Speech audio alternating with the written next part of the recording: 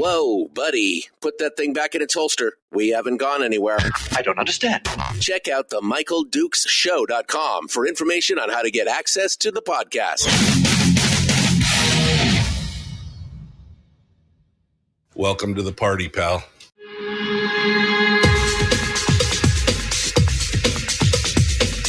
The Michael Dukes Show. The greed and the entitlement is astounding to me. What more could you want from a low-budget radio program? This is a dumpster fire. That was just BS. It is time to get a new perspective. We know just what you need, and we've got just the cure. Open wide and prepare for a steaming hot cup of freedom. I just don't fathom it.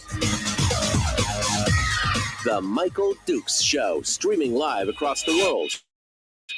Live around the world on the internet at MichaelDukesShow.com and across the state of Alaska on this, your favorite radio station and or FM translator. Hello and good morning to you. It is the Michael Dukes Show, streaming live around the world.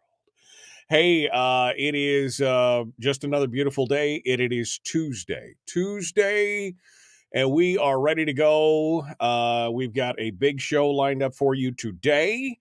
It is a Tuesday, of course, typically means it is our weekly top three, with Brad Keithley from Alaskans for Sustainable Budgets. And we're going to talk about, well, lots of good stuff today, including, maybe, we got some interesting stuff. We're going to talk about the Alaska legislature's knee-jerk reaction to the spring forecast, including a couple new revenue measures, which we'll be getting into here shortly. Also, how Alaskans are hurting, and some of the and people are noticing. I mean, just in case you were wondering, people are noticing. And finally, we will cover how some of the Alaska media may actually they actually reported on some of this stuff. It's kind of weird, man. Kind of weird. Then in hour 2 of the program, we're going to bring our PMA guru on, Chris Story. Now, normally he just gives us some serious life coaching, right? I mean, that's what it's all about. Just giving us some life coaching.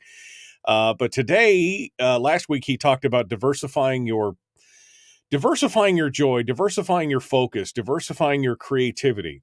Today, he's going to talk with us about diversifying your revenue, your income, and how that may have an effect on your life as well. So it's going to be interesting, and we're gonna talk about that. So that's how the show is going today. Tomorrow on the program, we're expecting to hear from State Senator Mike Shower, who's going to come on and talk with us about some stuff. And I'm working on a couple other guests as well for this week, including some guests from Reason Magazine to talk a little bit about occupational licensing, which sounds exciting. But it really is. It really has an effect on us, so we're going to talk about that as well this week as well. Want to say thank you to our friends at Satellite West. From Satellite West, who help sponsor the program statewide, we want to say thank you to them. From Ninilchik to Nenana, from Naknek to Nikolsky. It is only through Satellite West that you can remain connected to the rest of the world. From Adiak to Aniak to Anaktuvik. wherever you are in the state of Alaska, you want to stay connected via telephone, you want to stay via email, text message, you just want to surf the internet, they have got the technology to keep you going. You can find out more about them at satellitewest.com. Satellitewest.com. So thank you so much for sponsoring the program. Make sure that you say hi to them. Check out all their dealers on their website and say thanks for sponsoring the show.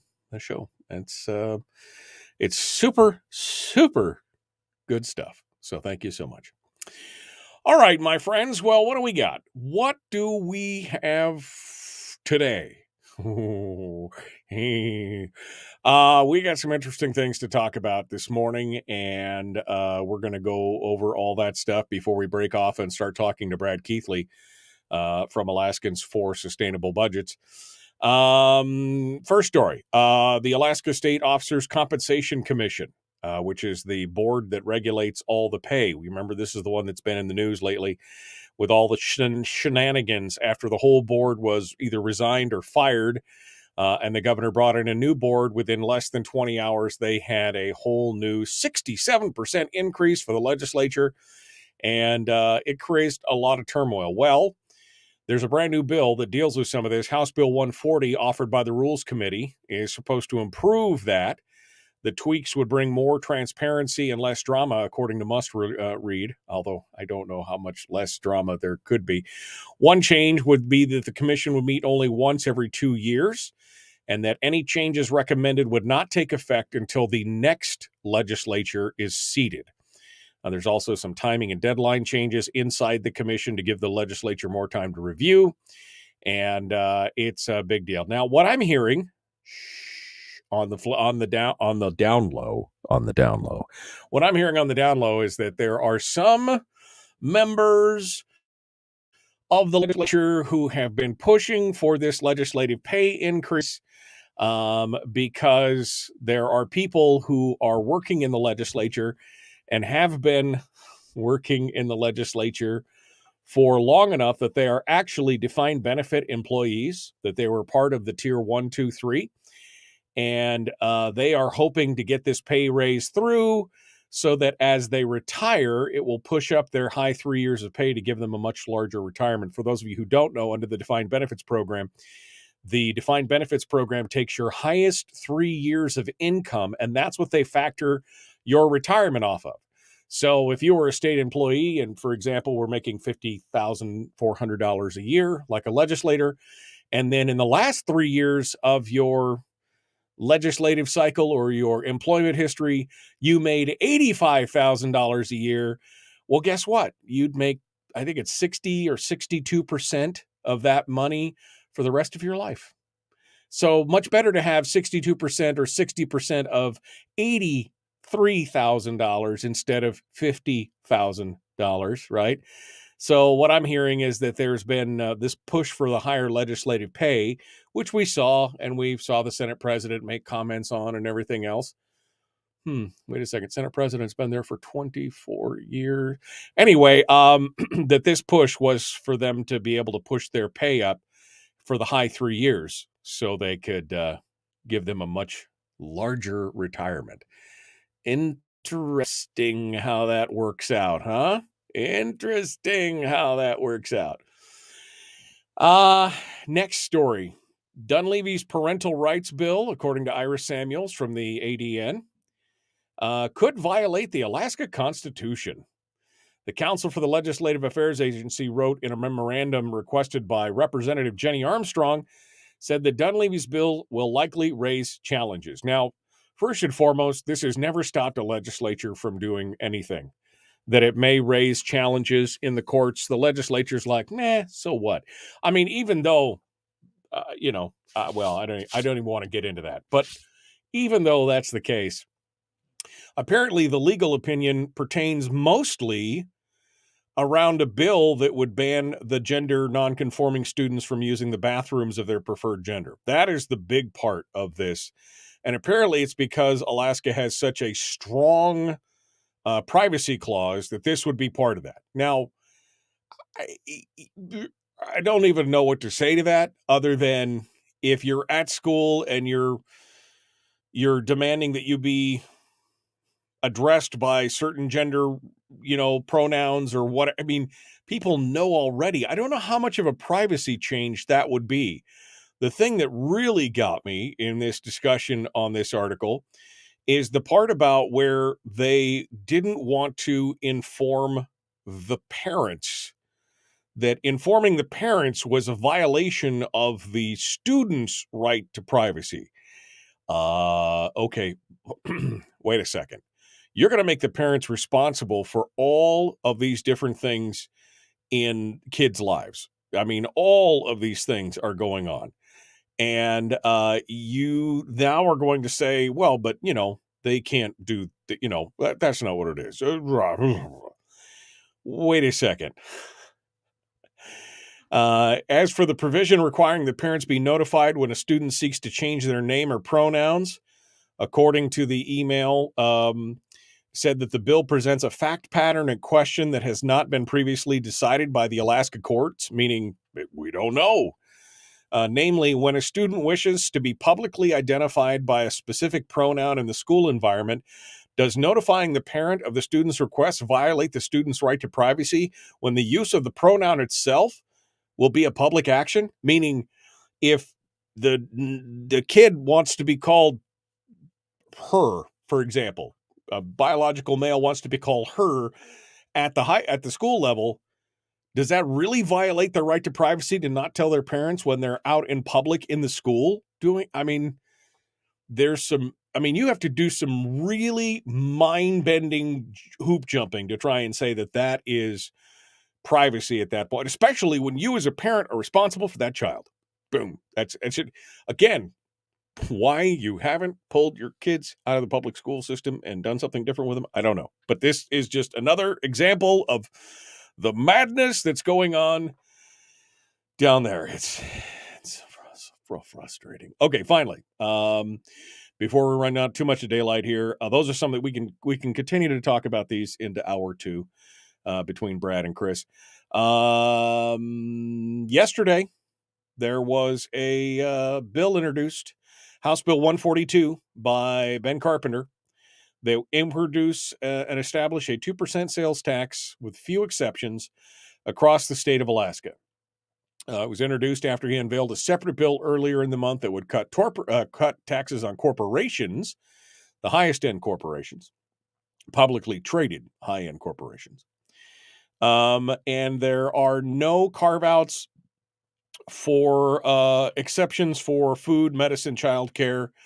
But he said, again, this is just the beginning of the conversation.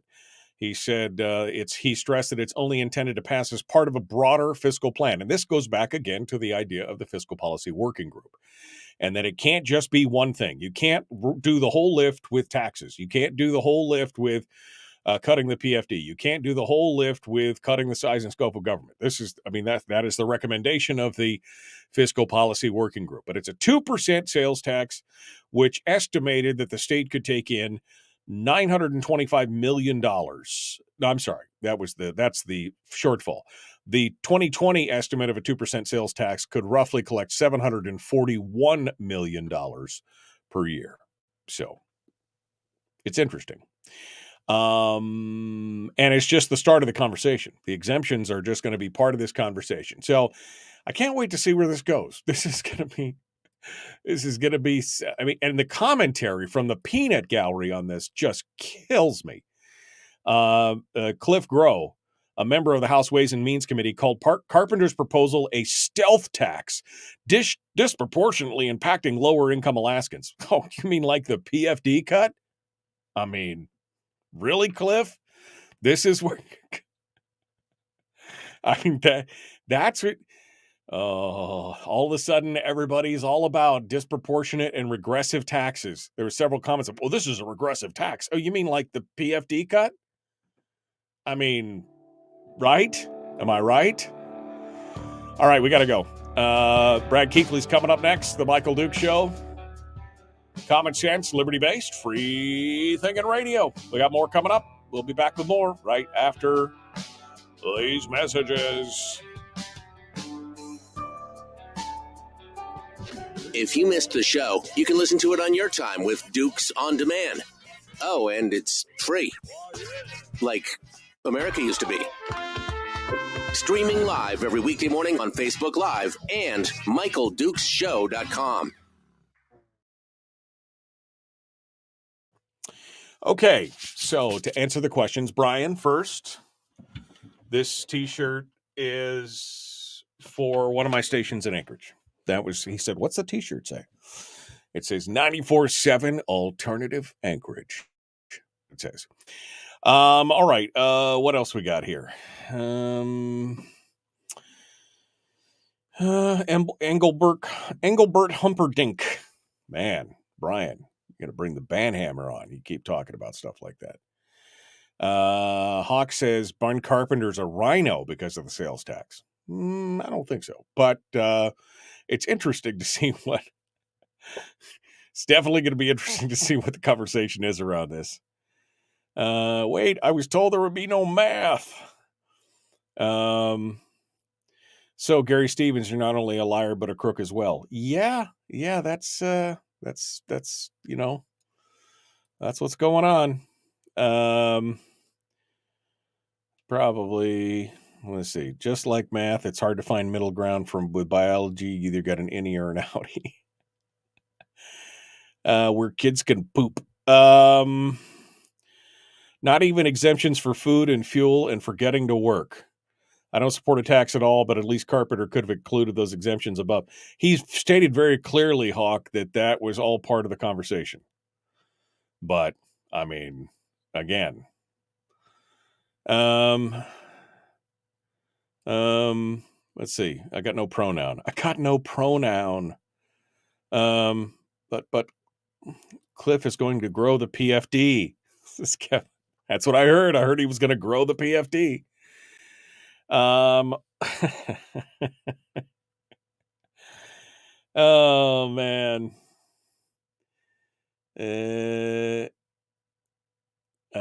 Hawk says 2 cents on top of the 6 cents I already paid for food and other necessities. A starting point would have been to include exemption for necessities. The bill introduced is not a starting point. It's a hell no from the get-go. Okay, well, there you go. All right, let's jump over to Brad Keithley, Alaskans for Sustainable Budgets. He's here in the green room. Let's see what he has to say this morning. Hello there. You are the source of all evil, I hear, is what I hear. I hear you. Well, now Ben's the source of all evil. Well, no, he is your minion. That's what I heard. He's learned at the feet of the master as you cackle gleefully and wax your mustache that it's all about what you have put out there in the thing. It's all your fault, Brad. That's what I hear. I've heard everything now. For somebody to call Ben Carpenter a rhino, I've covered the waterfront. That completes the picture. Yeah, exactly.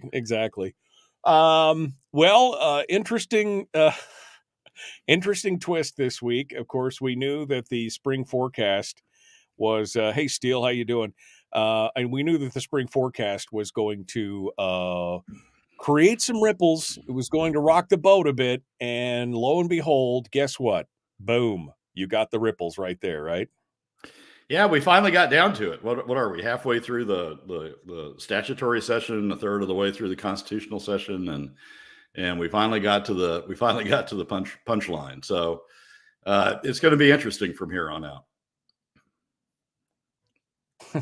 From here on out, hasn't been interesting at all up until now. But it's been. I understand what you're saying, but yeah, now it's going to get real interesting. You know what's really amazing to me though, Michael, is everybody the reaction is, oh my gosh, we have a revenue problem. I mean, do these people not follow oil prices? Do they not follow production levels? I mean, wait a second. Have they not followed budgets for the last 14 years? Have they not followed the Michael Dukes show? I mean, it's 20 years. I mean, what have I said? I mean, since 1999, I said we don't have a revenue problem in this state. We have a spending problem. And that was true for the first 15, 18 years. Over the last 6 or 7 years, The spending problem has created a new revenue problem. That's the problem. I mean, the whole time it was a spending problem, and now it's so much that they've literally created a spending problem. Okay. Hold the line, Brad. Let's get to it. Here we go. The Michael Duke Show, Common Sense Radio. Oh, God.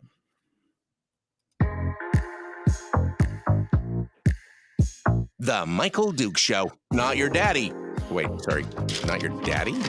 Ooh, not your daddy's talk radio. Huh. Whew. I was scared for a second. Thought we were going down. Here's Michael Dukes and the show. Da-ding. That's right. The Michael Duke Show. It's Tuesday, and that means tacos. But before we get to the tacos, let's get to the top three. The weekly top three. Brad Keithley, Alaskans for Sustainable Budgets, comes in. Apparently, he is the master of all evil. He has been influencing and exerting his evil influence on the legislature, and they've all finally listened to him, and they've all drank the Jonestown Kool-Aid, and they're all on board now with Brad's evil plan. Brad, welcome to the program, and good morning, sir. How does it feel to exercise that kind of power in the state of Alaska? That's what I want to know. Yeah, well, I don't think that's what's going on, but okay. If somebody needs an evil spirit behind it, I'll happily step up to do it. Okay. Brad, the weekly top three, I mean, it's like we were just saying during the break, all of a sudden people discovered that, whoa, wait a second, we've got a revenue problem? Wait, I had no idea. After 15 years of excess spending from savings and deficit spending, I had no idea we had a revenue problem. I mean, I'm shocked, I tell you. It's insane. Yeah, it's when the spring forecast came out, it was humorous to see all the people's reaction, all of the legislators' reaction about, oh my gosh, I mean, there's an issue that we have to confront. It's like it's like they hadn't been following oil prices or production levels or the Michael Duke Show for the past 6 months. So we're finally at the point where we can sort of start the meat of the session, I guess. We've got a realistic revenue projection out in front of the legislature, and the legislature can finally start dealing with it. So your first number one of the weekly top three is the legislature's knee-jerk reaction. So what makes you say that? Give us the rundown here. Well, here's the reaction since the spring revenue forecast has gone out. There have been some who have said, oh my gosh, we're spending too much. We need to rein some of it in, but not many. I think Mike Cronk yesterday in House Finance amended a proposed spending of 1.5 million on something down to 1 million because we have a revenue problem out there. We have a fiscal problem out there. There's all of the pressure that's been behind increased spending is still out there. In the Senate Finance presentations of the spring revenue forecast, there was, oh my gosh, we got a problem. But that problem, still doesn't factor in that we're going to increase school spending, we're going to increase the BSA, and that we're going to have defined benefits, and that we need to spend we need to spend on other things. So part of the knee jerk has been, oh yeah, we got a problem. Maybe we need to pay attention to spending a little bit, but we're still going to spend more. And so what we really have is a revenue problem, and the reaction on the revenue side has been disappointing. It's been, well, we need to cut the PFD even deeper. We need to use a head tax, a regressive head tax, the most regressive head tax in the nation, even more, in order to address this revenue problem. And then Bill Wielechowski's come up with oil taxes, which we need to address oil taxes as part of the overall fiscal response. You and I have talked on the show. Even the Department of Revenue has come out and said there are oil taxes that we should be collecting that we're not, that wouldn't have an impact on production. So Wielechowski came out with oil taxes. And then Ben, as you were describing earlier, came out with the sales tax. And sales tax is less regressive than PFD cuts. So for somebody to say PFD cuts are the ultimate source of revenue, the marginal source of revenue. Sales taxes would be less regressive than PFD cuts. That's better than PFD cuts. So for somebody to say Ben's a rhino is just sort of ridiculous. I mean, Ben's trying to improve the situation from the baseline, which is PFD cuts. But sales taxes are still regressive. Right. So let's look at what the response has been. Little cut in spending, very little cut in spending.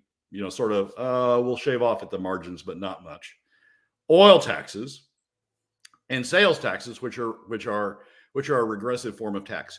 Who's not in that equation? Who's being left out of that equation, of that overall equation? The top 20%. So we've got a situation in which, oh my gosh, we've got a problem that we've got to address. Let's just keep shoving it off on middle and lower income Alaska families. Let's keep using regressive. Let's not cut spending. We don't want to do that. Let's make even deeper PFD cuts, and let's maybe use sales taxes at the margin, and let's go get oil taxes, which is a good thing.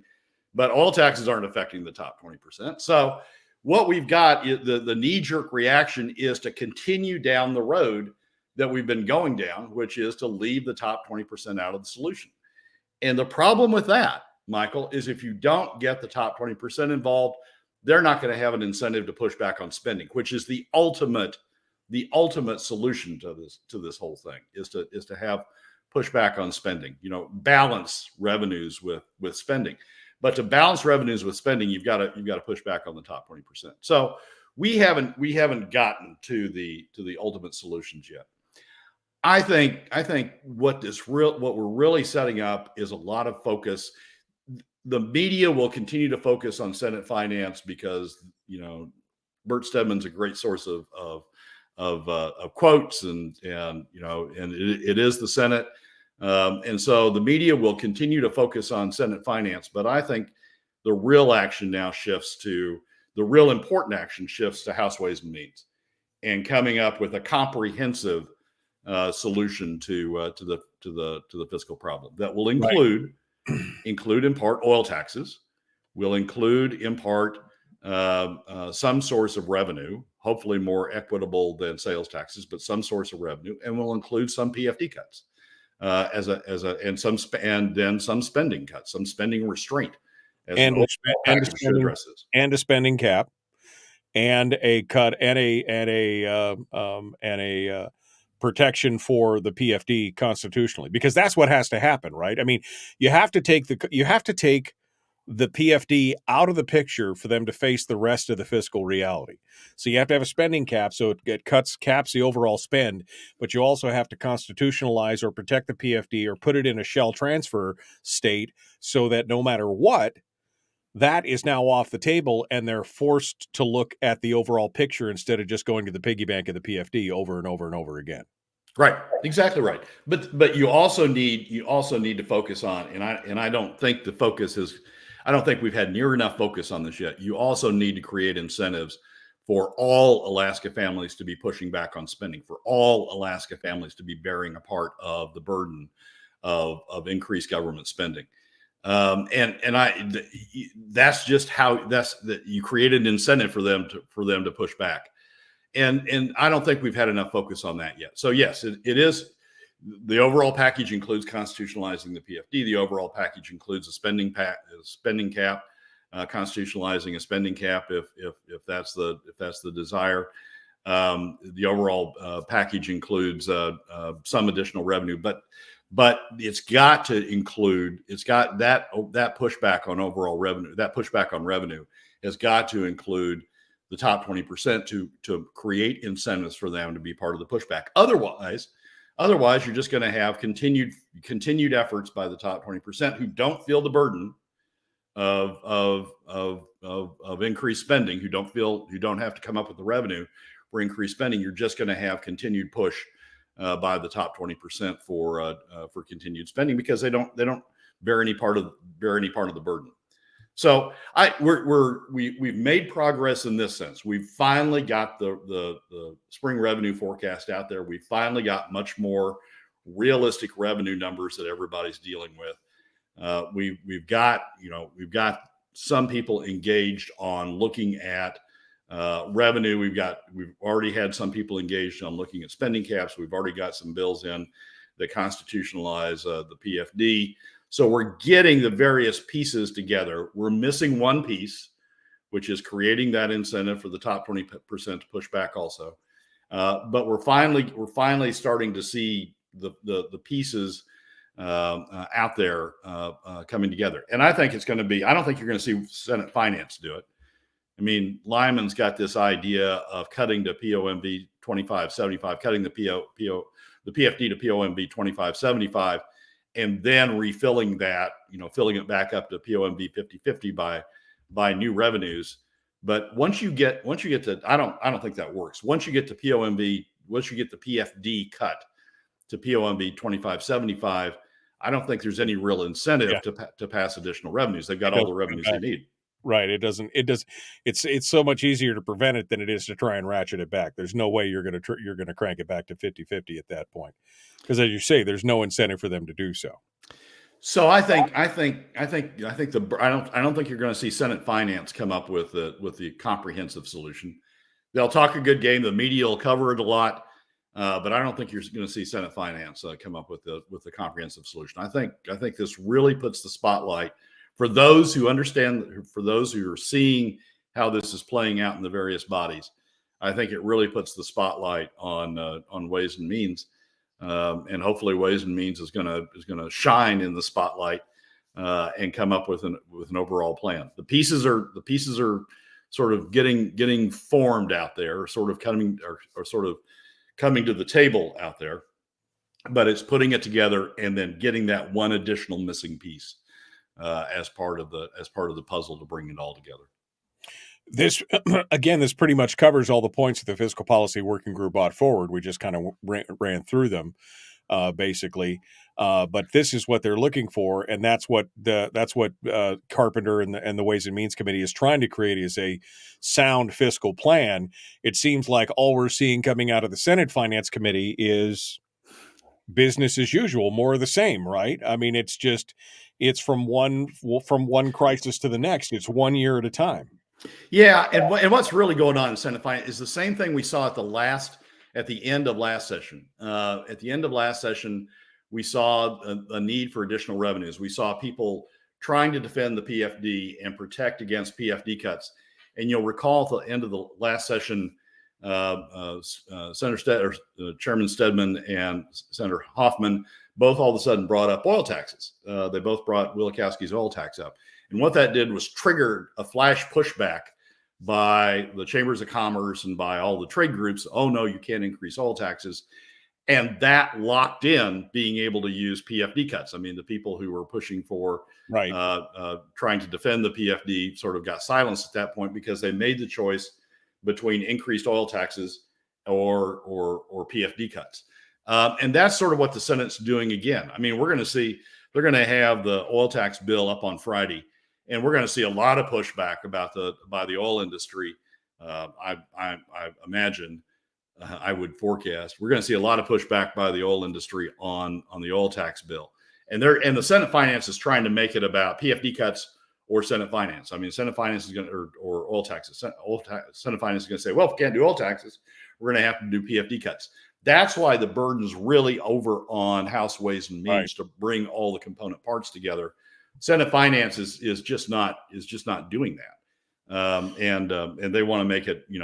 They want to just create a rationalization for why it needs to be deeper. Well, they're looking for political cover. I mean, that's what the chambers gave them last year, was the political cover to basically make that argument and say PFD cuts or oil taxes. Now, you've looked, and you and I have discussed that, there is still money on the table in the oil industry. Sure. And you've looked at Wielkowski's bill. I think it's pretty reasonable, quite honestly, looking at it and looking at the components of it. It does the one thing that you've talked about, the Hillcorp thing, that taxation. And again, it makes them, write off their oil tax credits in the areas against investments in the areas. And then it reduces the per barrel and does it. I mean, and it could generate $400 or $500 million, which I think, as you stated, is probably somewhere in the area of where we could, what is reasonable to continue to tax. So does it check off all the boxes for you? I think the Hillcorp, fixing the Hillcorp glitch or the Hillcorp loophole, I think is important. We should have done that a long time ago. I think changing the per barrel credits is appropriate. Department of Revenue has looked at that, and they've not projected any production losses, any investment losses as a result of the adjustment to the per barrel credit that Wielkowski has in there. Ring fencing, I think, is going to be a big issue, and I suspect that what Conoco is going to come in and say is that Willow, the profitability of Willow gets sort of spacey if you don't do ring fencing. That they've factored in the absence of ring fencing, the ability to write off those costs against other production, against other taxes, that they factor that in the economics of Willow. And I suspect we're going to hear statements like, we finally get it through the federal government, and now the legislature is going to threaten Willow. So ring fencing may be a step beyond, but fixing the Hillcorp glitch, the Hillcorp loophole, and changing per barrel credits, I think, are very appropriate steps, and that is $400 to $500 million. 30 seconds for a number 2 tease. Give me a tease on number 2. Number 2 is at the same time as we have all these knee-jerk reactions of increasing regressivity, we now have, through additional PFD cuts, we now have some evidence forming out there that Alaskans are in fact hurting, and the disconnect between that evidence and what's going on the fiscal side is still pretty stark, and we're going to talk about that disconnect. Brad Keithley is our guest. Alaskans for Sustainable Budgets. The weekly top 3 continues. We'll be back with more right after this.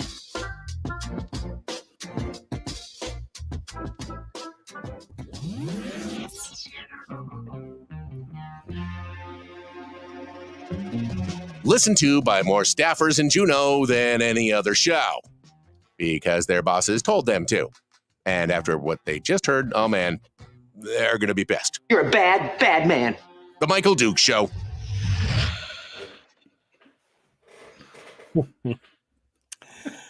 Oh, man. Yeah. One of the few things that Harold and I agree on, Alaska is the only oil sovereign with a net profits tax.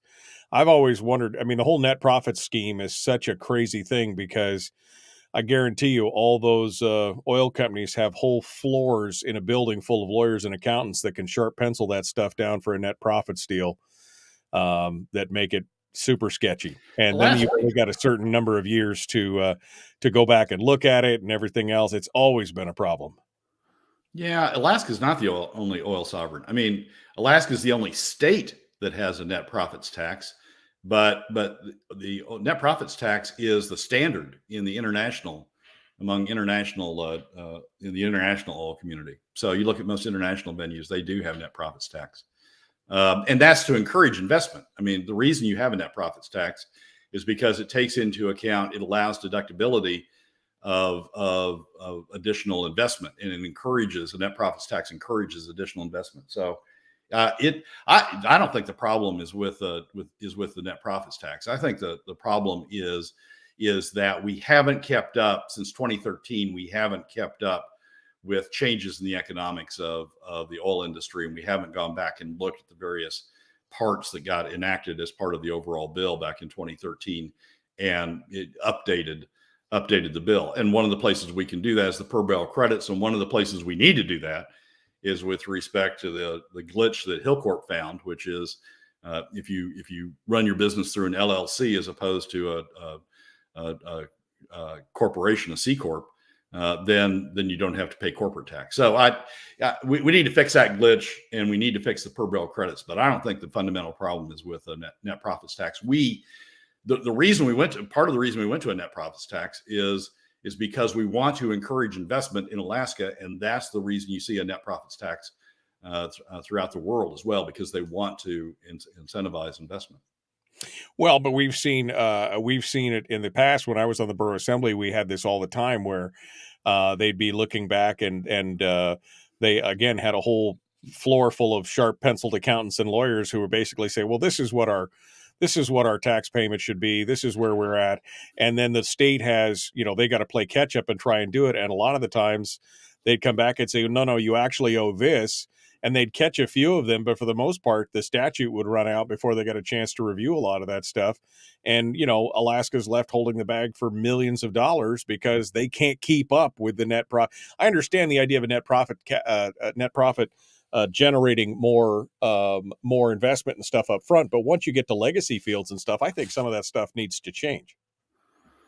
Yeah, but there's still investment going on in the legacy fields. I mean, the change to the net profits tax was something that was looked at heavily by the legislature from sort of the mid 2000s. I mean, ACES was a net profits tax.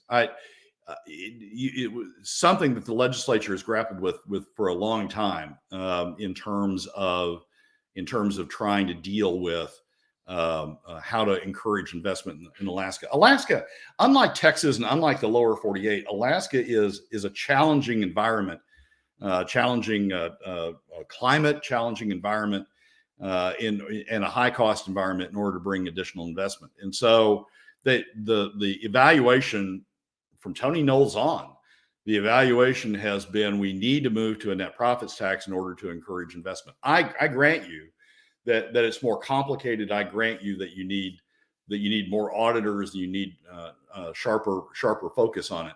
But there's a reason. I mean, it wasn't the oil companies wanted it because they have sharp accountants. There's a reason why we moved to a net profits tax, a reason from the state standpoint why we moved to a net profits tax. So we need to adjust the net profits tax. I'm not arguing with that. And the Department of Revenue has outlined ways to do it. Wielechowski's picked up on those ways, and ring fencing is going to be another issue. But I don't think I don't think we need to go back and re-challenge the fundamental decision to go to a net profits tax.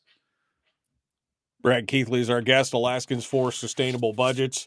I loved in a lot of these articles that we were talking about and all these new revenue measures and everything else, how all of a sudden everybody has whipped out the term regressive, the regressive tax.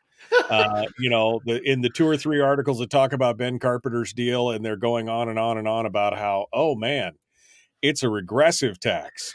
We should, all of a sudden they've discovered that word and never, of course, applied it to the PFD.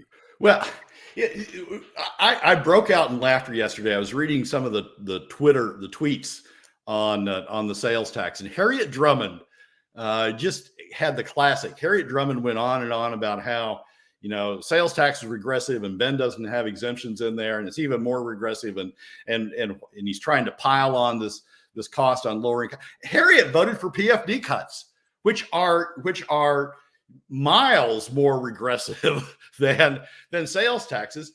Sales taxes aren't good because they don't incentivize the top 20% to come to the game, but sales taxes are at least less regressive than PFD cuts. And for somebody on the progressive side, yeah, we got to go. The Michael Duke Show continues. Common sense, liberty-based, free thinking radio.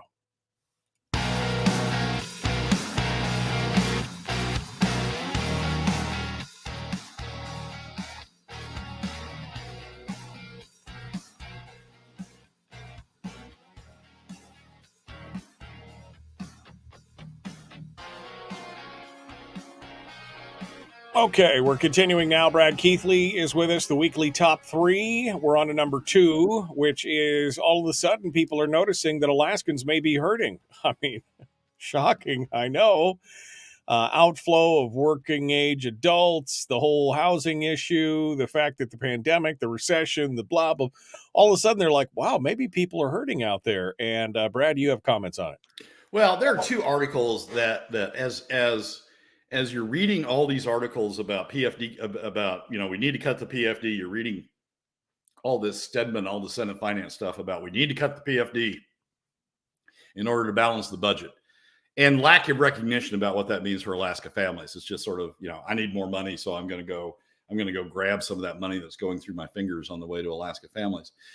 As I was reading those articles and listening to those hearings, I'm going through some of the other articles in the paper, financial articles in the papers, and 2 caught my attention. One was in the Frontiersman, excellent article on credit card debt. Alaskans have the highest credit card debt per capita in the nation, in all 50 states.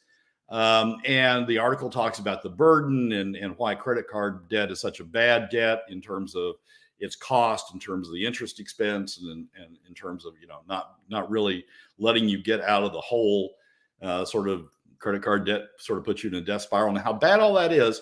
And Alaskans have the highest credit card debt in the nation. Alaska families have the highest credit card debt in the nation. It ain't going to be the top 20% that have high credit card debt. It's going to be the middle and lower income Alaska families have the highest credit card debt in the nation. And the disconnect between what I'm hearing on one side about we just need to take more and more and more and more money out of the PFD, cut the PFD even deeper, is justified because government needs more. The disconnect between hearing that on one side and knowing how regressive those cuts are and what they do, how much money that's taking out of the hands of Alaska families. And then hearing on the other side that Alaska families are running up the highest credit card debt in the nation per capita was just sort of, just my brain just sort of was running back and forth. Alaskans are hurting. You're not using credit card debt if you're not hurting. You don't maintain high credit card balances if you're not hurting. That's sort of your source of income, or your source of revenue. It's not income, source of revenue of last resort to use credit card debt. And if Alaskans are running the highest credit card debt in the nation, that means Alaskans are hurting. And on the one hand, it's just a stark disconnect. On the one hand, we can just take more and more and more out of Alaska families through deeper PFD cuts, and at the same time, hearing high credit card debt is just astounding. The second article was in the Juneau Empire, and it's an op-ed, amazingly enough, by Angela Rodell, that talks about, part of the solution to Alaska's outmigration is to help bolster Alaska's small business and to get small business off the ground, to build more small businesses, because that builds a better community. It builds more employment. It creates more opportunity. It keeps more people here if they're tied to their small business. And Alaska needs to encourage small business. Well, guess what? Guess what encourages small business? It's capital formation. And I've got a couple of friends who have kept their PFDs, have built them up as a nest egg, and are using them now to finance their efforts as small businesses, home businesses, small shops, small Etsy businesses, small online businesses. Right. And they're being financed not by banks, but by equity coming out of their PFD. And at the same time, to read that article about we need more of this, we need more small businesses, at the same time as you're hearing, we need deeper PFD cuts. What we're doing, Rob Myers has got this exactly right. What we're doing is Alaskans have problems. We have problems with private debt. Families have problems with private debt through credit cards. We have problems in capital formation to finance small businesses, equity formation to finance small businesses. And now we're taking all of those resources that could do that through the PFD, we're taking them and shifting them to government. Right. And so we're creating a situation in which, to get out of the hole, Alaskans are having to come to government. The next thing we're going to hear is, we need to finance those people who have big credit card debt, or we need to finance, we need to have a bank for to finance small businesses. We don't need that. We need to let the people have their money. Right. Well, the PFD. The other thing she mentioned in there is a loosening of restrictions and zoning and some other things. That's, again, part of the problem is government is in the way. There's a whole article out about occupational licensing right now, about how far behind we are in the state of Alaska and things like that. Small business is what drives, it's the economic engine of the state. Yes, big corporations, they hire a lot of people, but it is the small business. 80% are in small business. That's 80% of the economy. If we could reduce the regulations, the strictures, the zoning, and all this other kind of stuff, this is where we need to go. And instead, we're just adding more and more. Government is growing, right? That's the whole problem. But small business also needs capital formation. Small business also needs people having access to capital. You can't get 100% loan for a small business. You can't finance it entirely with debt. Small business needs capital formation in order to form those businesses. And the other article is telling us they're already tapping out, that Alaskans are tapping out their credit cards.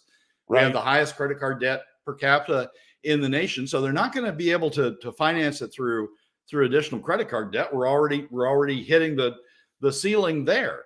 So where does that come from? It comes from letting you have access to your money. What the PFD set up, what the statute sets up is your money, so that you have money to cash flow income in order to pay down the credit card debt. So you have cash flow money in order to have capital formation for the small businesses. And we're just right. We see the problems, and yet we're making them worse. Right. Government's making them worse. Yeah, how much credit card debt is paid off every year with a PFD? I mean, right? I mean, there's so many things that could help that kind of stuff out.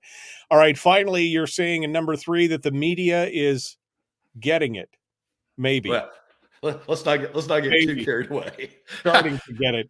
Maybe they're getting it. Maybe. Go ahead. Well, so James Brooks, who I've talked about on the show as leaving things out about the PFD.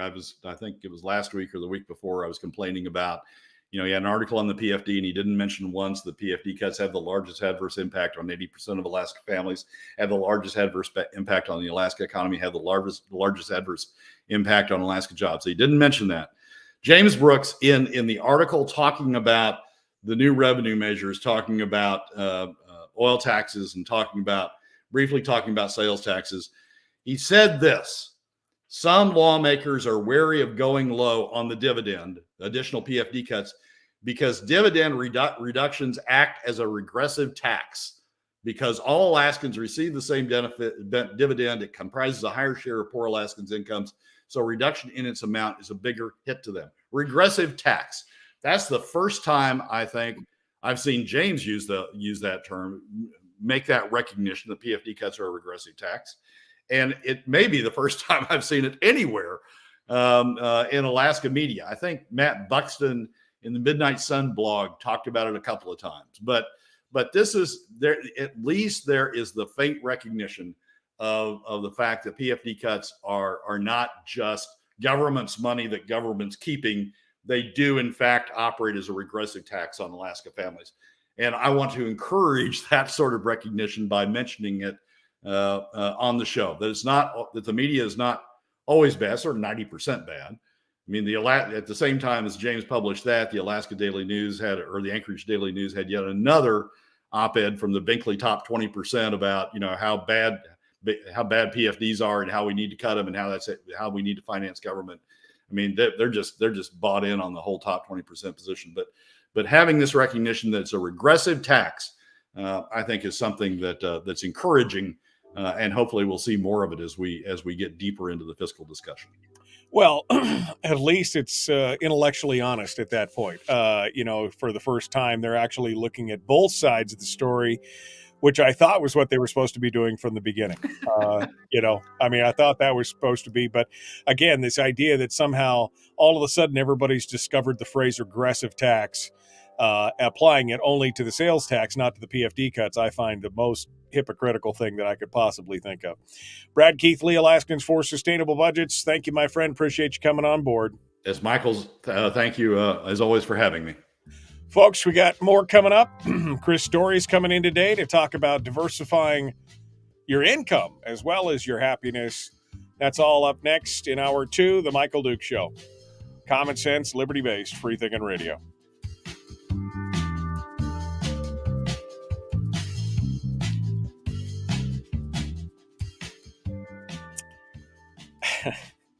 Yeah, it was shocking that James Brooks actually brought that up. And then, of course, it immediately is submarined by Lyman Hoffman, who comes back and is like, I don't believe that only people of Alaska should be hit by a $1.3 billion reduction in dividends. I think we should consider other options. Meanwhile, you're the one that's producing and providing and posing the 75-25 split. Come on, Lyman. I mean, seriously. You want to talk about regressive and hitting Alaskans hard, especially Alaskans in your own backyard. That is just insanity. It is. Bryce Edgman yesterday in House Finance had a comment that I was stunned by. Bryce said that, the PFD isn't that important to rural Alaska, to bush Alaska, because among other things, they have, Native Corp dividends that provide them income. Wait a second. Not all bush Alaskans are natives, so not all bush Alaskans have native corp dividends.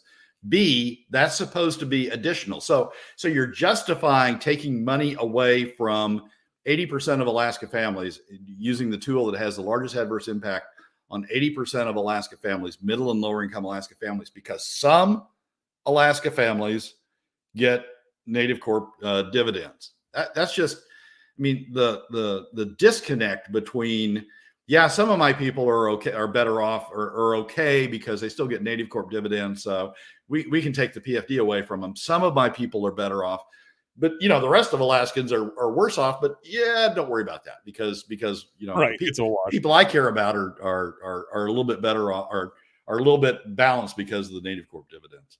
It's just we got really odd reactions out there. But at the same time, we've got articles that are telling us that Alaskans can use money. That Alaska's expensive, shocker. That our credit card debt is the highest in the nation, shocker, because we're dealing with high costs, and that we need capital we need small businesses, so we need capital to help in the formation of small businesses, shocker, and we got all that evidence, staring us in the face, all those comments staring us in the face, and then on the other hand, we're saying, but we'll just take more and more money away from them because government needs more money. That's just, last week we were talking about the disconnect between everybody talking about increased spending and nobody talking about the revenue, right? The side of it. Well, we finally got that disconnect solved with the spring revenue forecast coming out. Now we got this huge friggin' disconnect developing between the situation facing Alaska families and Alaska small business and what government's doing now. Yeah, and that's the thing. I mean, slowly but surely, each one of these events is opening the eyes up of people more and more. I mean, it's willful blindness. It's not like they didn't know. It's just that they didn't want to admit it. This has been the problem for years that I've said in this state. It's not like they can't see it coming. It's like they're storks, sticking their ostriches, sticking their head in the sand and just saying, la, la, la, la, la, I can't see it. I can't see it. We'll just keep spending and we'll just draw it from savings and it'll be the way it is. I mean, this is no shock to anybody who's been watching state government for any time in the last 20 years. It's just now that they are, they finally run out of road to kick the can down is the problem. They're coming up against the wall and a can's just going to bounce right back at them. So that's what they're facing right now. And the ones they're trying to protect. I mean, I'm sure it's not a popular comment. I'm sure the chat room will go ballistic, but the ones they're trying to protect, when you get down to it, at the end of the day, the ones they're trying to protect is the top 20%. Because when we talk about revenues, it's either deeper PFD cuts or in Ben's case, it's a sales tax, also regressive, has a limited impact on the top 20%, or oil taxes. We're going to take it out of the hides of the oil companies. And it's just, I mean, for somebody who understands pots of revenue and where revenue comes from, it's just so clear that they're creating this exception. So we'll see. I mean, that's sort of the last bastion. That's where all the defensive walls are put up.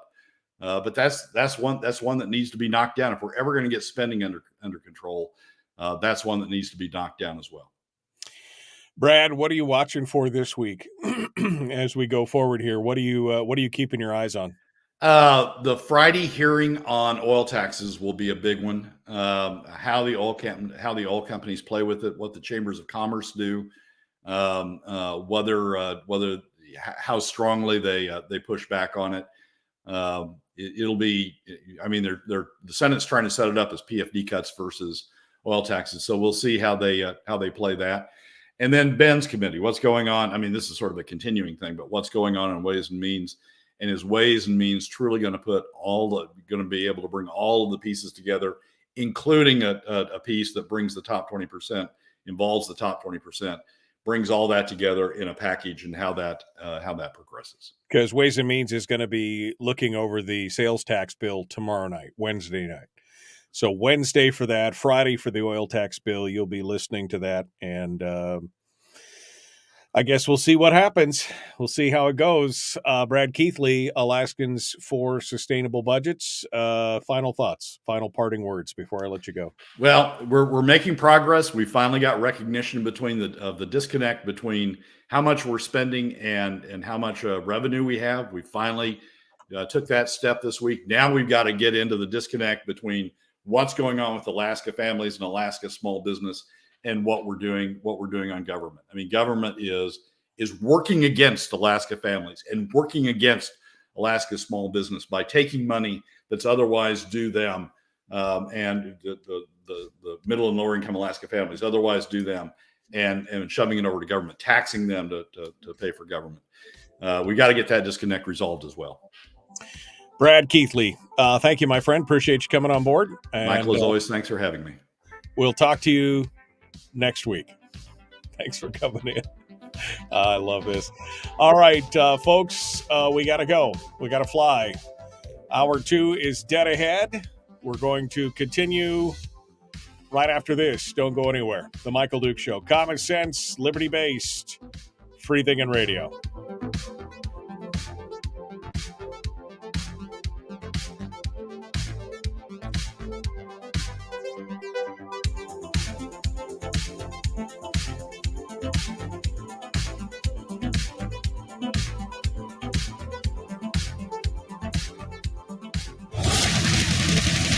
Whoa, buddy. Put that thing back in its holster. We haven't gone anywhere. I don't understand. Check out the MichaelDukesShow.com for information on how to get access to the podcast. Welcome to the party, pal.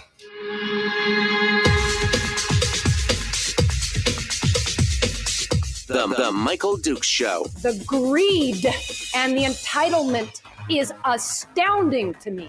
What more could you want from a low-budget radio program? This is a dumpster fire. That was just BS. It is time to get a new perspective. We know just what you need, and we've got just the cure. Open wide and prepare for a steaming hot cup of freedom. I just don't fathom it. The Michael Dukes Show, streaming live across the world. Across the world on the internet at michaeldukeshow.com, where you'll find links to the audio-only live stream, links to the social media sites where we simulcast the show every morning on Facebook, YouTube, and Twitch. And, of course, also links to the podcast, which are available wherever you find your podcast, including Google and iTunes and Apple, the Stitcher, CastBox, and my favorite, Spotify. So go over there and check it out. Also, of course, broadcasting live across the state of Alaska on this, your favorite radio station, and or translator, and FM translator. We appreciate you guys coming in and joining us. Hour 2 of the big radio show today. We're going to be changing it up when we join Chris Story here in just a bit. Normally, Chris comes in for kind of a life coaching lesson. It's a life coaching lesson. A life coaching lesson. But today, since last week we talked about diversifying your creativity, diversifying your stream of happiness from a variety of things, I thought, let's talk a little bit about diversifying your money. How that helps as well, how that helps bring some peace of mind and some other things, because Chris is pretty good at that. It's a life lesson. Yes, life lesson. So Chris is pretty good at that. So he's going to bring it in today, and we're going to talk with him about that. We're going to talk with him about diversifying your money and your income stream and stuff like that, and what that does for you. It's something that I discovered several years ago and have put to good use, and it's been it's been good. You don't want to put all your eggs in one basket, so to speak, and it definitely helps out. So we're going to discuss that with Chris here in just a few moments. He'll be joining us, and we can pick that up there and start talking about that. Meanwhile, we've still got some discussions and some talking points. I am working on bringing on some folks from Reason Magazine to talk about occupational licensing. Now, this is probably what you would consider to be kind of a dry, boring subject, but it goes back to what Brad was just talking about. This opinion piece from Angela Rodell in the Juneau Empire talking about, we need to bolster small business. We need to do all these things, and we need to, she talked about removing zoning and hurdles and all this kind of stuff. Occupational licensing in the state of Alaska, well, across the country, has been a thorn in the side of small business owners, entrepreneurs, and people who just want to go out there and work. There's a story in the Alaska Beacon talking about an Anchorage psychologist who had been waiting 6 months for an license to operate. I mean, could you imagine not being able to do? I mean, I've been there. Can you imagine having to wait 6 months to not be able to, basically do your occupation, right? To actually perform the work for which you were trained and have devoted your life's work. I had to do that when I left one of my previous employment at a different radio station. And it's tough when you've dedicated your whole life to one thing, and you see how badly you can be hurt by that. I mean, I had already started at that point to diversify my revenue, so I was lucky and able to try and hold on long enough to be able to make that happen. But I mean, a lot of people wouldn't be able to go for 6 months without an income from your chosen profession. Anyway, this person reached out to the Senate majority for help. And when Kathy Giesel, who was the Senate Majority Leader, she called the licensing office, she was greeted by a voicemail. The person who was in charge of answering the phones had quit and couldn't be replaced. Apparently, this is a big problem. Professional licensing just doesn't have enough people to even answer the phone. Last year, the state reported that 39 occupational license examiner jobs were vacant. That's 1 in 5. That's actually an improvement, though, because it was fully a third of the state's licensing examiner jobs were vacant back in 2021. Professional licensing by the state has been reporting months-long waits for new permits or renewals. Some boards and commissions have voted to take emergency action, extending the existing licenses longer than normally allowed by state law because they can't even get to them for renewals, let alone for new people who, you want to know why there's an outflow in this kind of stuff. People trying to move into the state, if they couldn't go out and perform their jobs, couldn't go out and perform their duties for months and months and months, what is the attractiveness of coming to the state of Alaska? How is that helping at all? Justin Ruffridge is quoted in the article. He was the chair of the State Board of Pharmacies, and he said that, I would say staffing shortages are probably the biggest hurdle to overcome. Turnover is pretty high in the department, and they're working pretty hard to actually unify some of the licensing issues. At the moment, though, it's still a bit of the hurdle. I can still hear a few complaints from people about weeks of time waiting for licensing and things of that nature, but I know that I'm pretty confident that that's going to get worked out. So the governor's solution to this is a $1.5 million increase to hire 12 new licensing professionals. I mean, they got a bunch of vacancies already, but apparently they're going to put 12 new licensing positions in again on top of that when they've got 20% are vacant to be. Here's the solution. Let's remove some of the licensing requirements. Let's remove some of the things that, and because it's not going the right way, it's actually going backwards. It's actually going backwards. In fiscal year 2012, the divisions of corporations, business, and professional licensing licensed 98 professions. 10 years later, it licensed 118. And by the way, over the past 10 years, the number of licenses issued by the division has risen 64%. So you're already seeing it going up. And this year, they're already proposing additional occupations need to come under state approval, adding more of a workload to the state license. Why?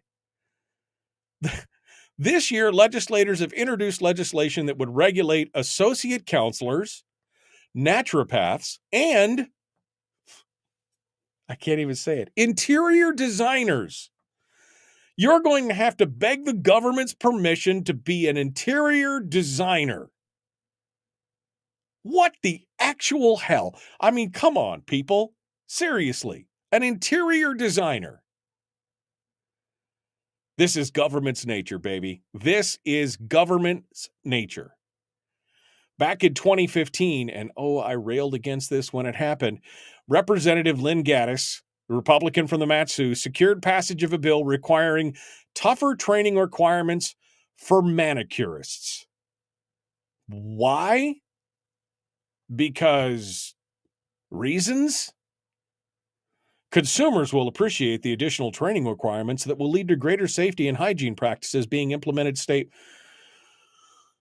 Oh my God. I mean, that's all we need is government involved in every aspect of our life. 118, by the way, that's again the number of licensed, professions that we're covering now. 118 is actually pretty low. In many states, it's over 200 professions. And what are they finding?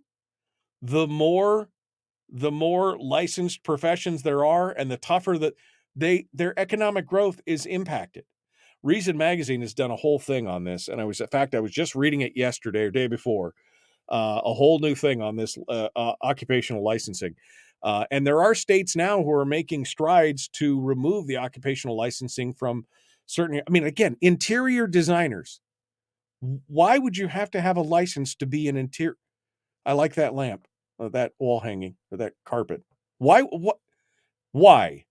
Why would you need government's permission to be an interior, especially when government is so far behind on all this stuff? I mean, talking about raising the cost, and of course, that doesn't even cover the training and licensure costs and everything else for all this professional licensing stuff. It is overwhelming how much this costs small business to try and conform to all these stuff. It's insane. Now, one good thing that happened is Governor Dunleavy, in addition to requesting more professional licensing staff, which again, my question is, why don't we just reduce the number of regulations? But he has proposed legislation that would offer universal temporary licensing that allows workers who are licensed for a profession in another state to be able to work in Alaska for up to 180 days with another 180-day extension possible while pursuing an Alaska-specific license. Okay, I mean, that's good. That's good.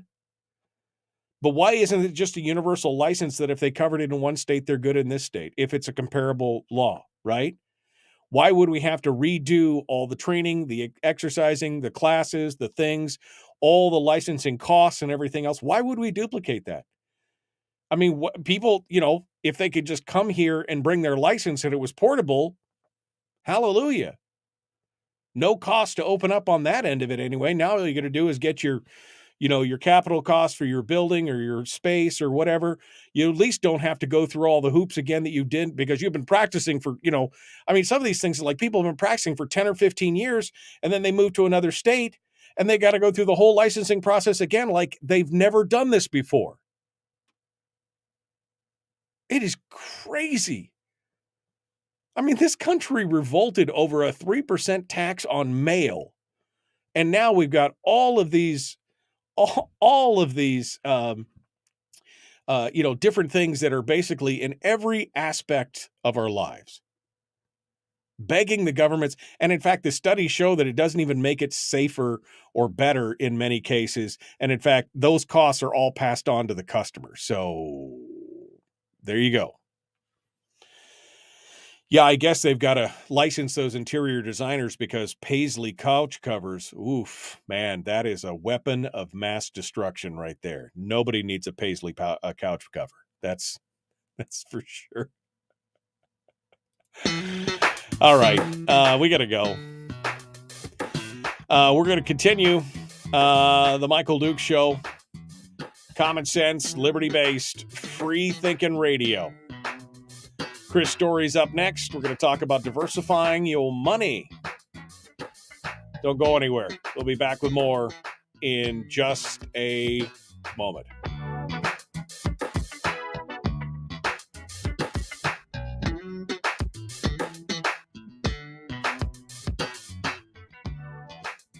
We're broadcasting live through a series of tubes. Allowing all of these entities to provide streaming stuff going on the internet. Well, it's kind of hard to explain. Sorry. Streaming live every weekday morning on Facebook Live and MichaelDukesShow.com. Okay, Chris Story. Let's get Chris. Let's get Chris on the line here and get him. Let's do it early, do it often here. We'll get him squared away. Make sure that we're not juggling at the last minute. Hey, look at that. Got it to work. Okay.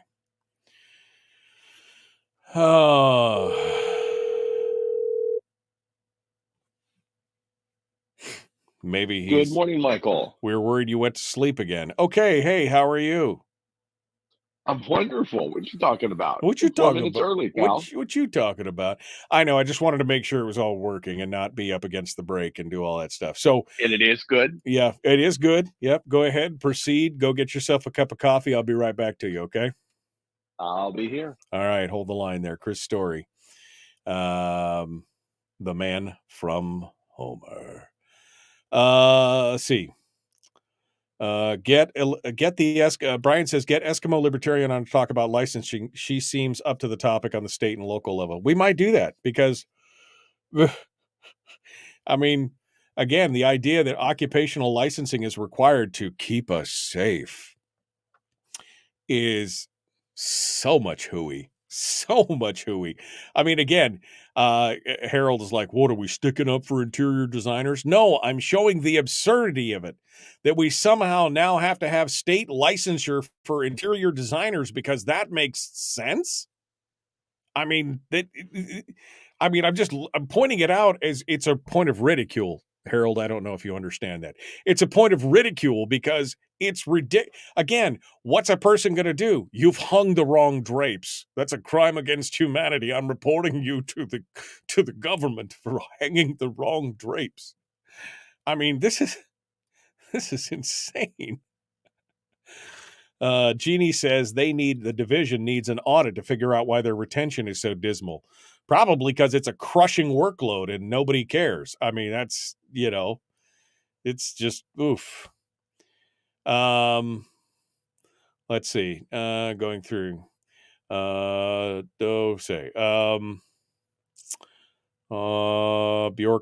Ruffridge, Carpenter. It's about the money that they can collect from forcing them through a renewal process. I know. I mean, it's becoming a revenue source again, but why do we need governmental? I mean, I can understand if you're talking about like medical things and things like that are health and safety and, but interior designers? It's just the most ridiculous thing I ever heard.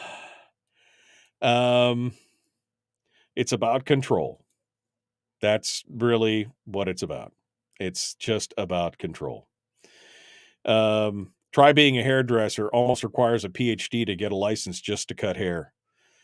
You might get if you don't go through the process and get government stamp of approval, you might get a colorblind interior designer. I could see how that might be a problem, Chris. I could see as how that might be very, very dangerous. Yeah, and then Harold points out some points of where people are professionally licensed and covered by all that, and they're still passing out opioids or, doing bad and perverted things and all that stuff. The licensing didn't seem to help, did it? Didn't seem to make it. I find occupational licensing one of the most heinous things that government has ever done, quite honestly. It grew out of a good idea to begin with over things like, again, medical and health and necessity things. And it has just grown and grown and grown and grown and grown. And it makes no sense whatsoever in the long run about what's going on. It's crazy. Okay, we are about 40 seconds out. So we're going to jump into this here. Chris Story is our guest. We're going to talk with him about, again, diversifying. Last week we talked about diversifying your happiness, diversifying your creativity, your goal. Today we're going to talk about diversifying your money and how that can help. Let's get back into it, shall we? The Michael Duke Show continues. It is your home for common sense, liberty-based, free-thinking radio. Like it, share, like it, follow. Let's do it. Here we go.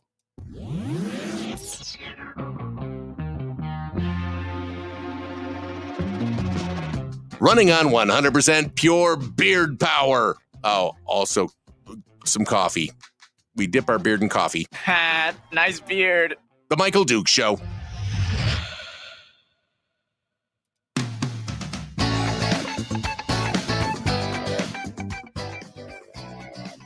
All right, back to it here. Chris Story is our guest. Let's jump into it with him this morning. He is the man from Homer, and he brings to us, normally every week, he brings a dose of what we like to call positivity. I mean, what is that? Well, you know, the stuff and things that make us smile and does all that kind of stuff. Chris Story joins us this morning. Today, it's not necessarily positivity. It's a little bit of maybe even some financial help. Let's talk with him about that right now. Good morning, sir. How are you doing? I'm glad you stopped short of saying make you giggle. I appreciate that. You could make me giggle. That would be an achievement for sure. Hey, so last week we talked about it was diversity of diversifying your joy, right? Or your happiness, your creativity. That's kind of the direction we were going, right? Yes, you are correct, Michael. Once again, you've answered your own question. I'm just making, you never ask a question you don't know the answer to. That's an old lawyer trick, right? I'm not a lawyer, but I play one on TV. So I asked you at the end of the show, I said, well, we've talked a lot about it because I kept likening it back to kind of like diversifying your revenue. And I said, well, and that's also something that you specialize in, and it's diversifying revenues and helping people. Your book, The Backyard Millionaire, is all about developing wealth in your own backyard and helping to create a net worth and to diversify your regular revenue from your day job and everything else and have a side hustle. And, you talk all about it. So I thought I would just open the floor up for you to talk about all of this stuff. And people are asking if they can take up a collection so that you can have a camera because they miss your smiling face. Right. They don't. Yeah, they don't. So anyway, I'll take it away. But my friend. They can send. They can send the revenues. They can send the revenues, as Brad would call it.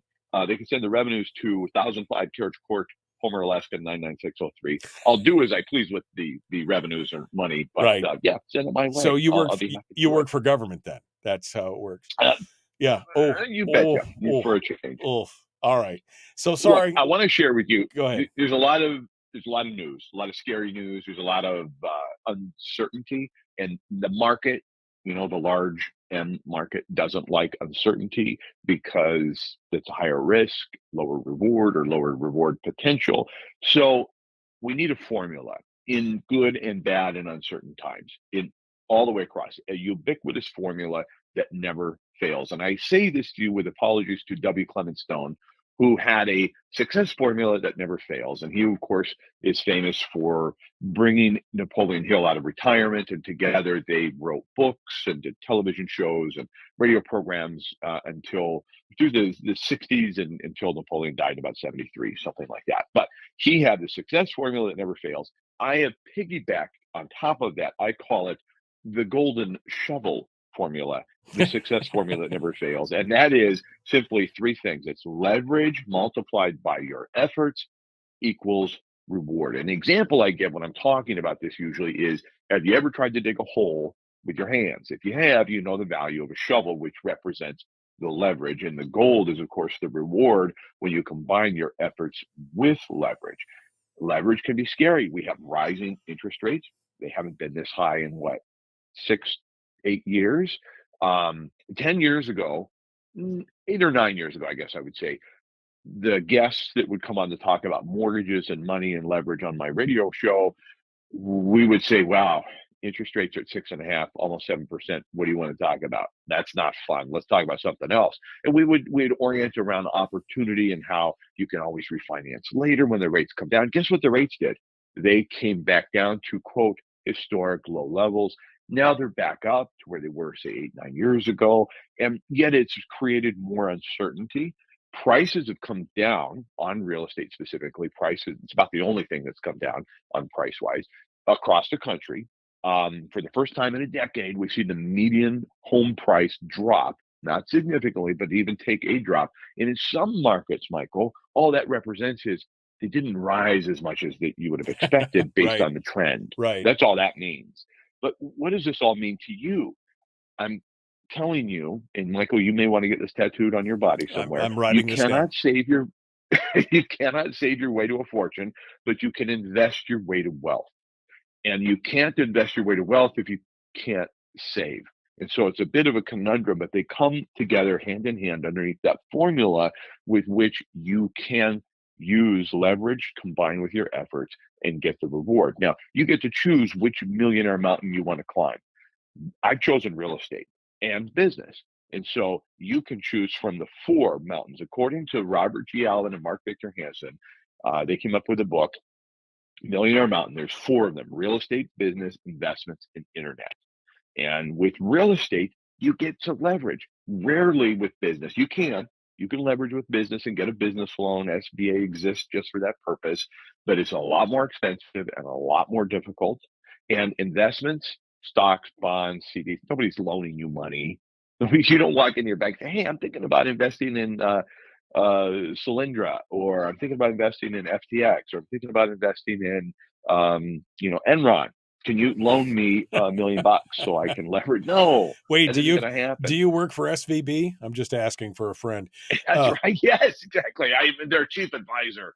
They're not returning my calls. I'm not sure what happened. And then the internet. You don't really leverage with the internet. The internet is leverage. It's what's a great equalizer. In whatever industry you want to be in, you can use the internet as leverage, but you don't necessarily parlay bank dollars or mortgage dollars or any sort of other people's money unless you hit it big, say with Amazon or some big company where you get backing. But of all those mountains, the most leverageable is real estate, and the greatest reward and lowest risk is in real estate. So my version of diversity in your portfolio, in your financial future, is to have a home, a duplex or 2, maybe a 4-plex, a commercial property. So I like diversity within that one mountain of real estate. So that's my pitch for, yes, we're in times of uncertainty. Yes, rates are rising. Maybe prices are leveling or coming down in some sectors and markets. But yet there's never been a better opportunity than right now to leverage your way to a fortune. And I want to, again, I want to talk about this specifically in the terms of real estate, but I want to impress upon people the idea that diversifying your revenue stream brings you a lot of peace of mind. I discovered this about 6 or 7 years ago when I started another business. I had a business on top of the show, on top of what I was doing for my job, so now I've got 4 or 5 different streams of revenue coming in every day. And if I lost one of them, it would still be a financial hit. But at the same time, it's not as much of a hit as, say, if you were working at a job and you just lost your job and that was your sole source of income. It really takes a lot of that pressure off, and it allows you, in some ways, I think, the freedom to let your mind be creative, to find other ways, to be more entrepreneurial. I think all of those things are good. And I think one of the things that I missed early on was that I could have had a base in real estate and utilize that base to leverage not only more real estate and grow wealth in that way, but also to take off some of the pressure so that I could then be freer to diversify in other realms as well. Am I wrong? No, you're absolutely right. And so you're talking about multiple streams of income, incredibly important. And Jim Rohn is famous for saying work full-time on your job and part-time on your future fortune. And that is something you could do. He was promoting multi-level marketing of nutritional supplements. Fine, that's a revenue, or it could be something completely different, some other sort of investment, to which I would point you towards real estate. You need multiple streams of accounting. You need multiple accounts to handle your multiple streams of income and your future fortune. I think a plan that you can enact today, no matter how much money you've got, your mindset, your mindset is far more important than your money status today, because your money mindset today will indicate what your future fortune is going to look like. How small you think will equal your small future fortune. So obviously the converse is true. But what we discovered in business, of having a business and concurrently having a real estate business, meaning our investment portfolio, you must have multiple accounts. We recommend having a savings account. This is your rainy day account. Have that savings set aside in addition to a checking account for your general monthly use, in addition to an investment savings account, which is going towards your future fortune, be it 10%, like the richest man in Babylon recommended, George Clayson, 10% of all you earn should be put aside to earn more, and your gold should have children, and so on. So that's your investment account. And then your tax account.